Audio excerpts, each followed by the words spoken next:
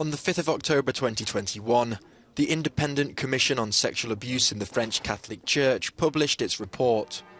Its revelations were chilling. From 1950 to 2020, no less than 330,000 minors were victims of sexual abuse by clerics or laypersons within the church. In response, 2 independent bodies were created to deal with reparations. More than a year later, have the victims been able to find peace?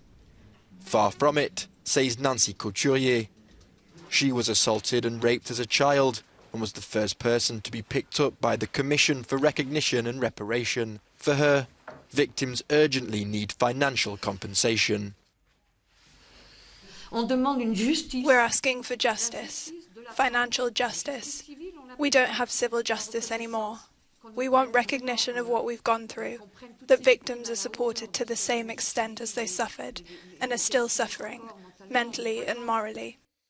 After feeling humiliated by the Commission's proposal for compensation, Nancy decided to set up an association to help other victims assert their rights. She's not the only one who's angry. Some were only informed of the proposal by mail. You read the letter. The victim is well known, the priests are well known, everything that happened to her is well known. And then you read 37,000 euros. I thought that's not possible, 37,000 euros. To get the 60,000 euros, you must have to be bedridden. I don't know, it's disgusting, it's not on. 60,000 euros is the maximum amount of compensation available. That's not enough for Mr. Sanier, the association's lawyer. He thinks compensation should reflect the offences committed. It won't exceed the amount I got before the judicial court in Saint-Étienne for a priest who put his hand on a boy's buttocks. And that's a problem, he says, since the expenses for victim care are not taken into account by the commissions.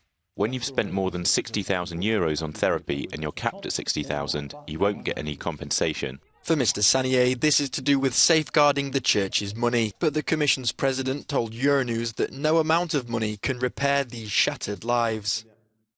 We think it would be dishonest to hold out the prospect of a full reparation that they will never get, because you simply can't make up for what's happened to these people. Another cause for concern is the silence. To date, less than 1% of the 200,000 victims still alive have started the reparation process. Joan Bodinier in Lyon for Euronews.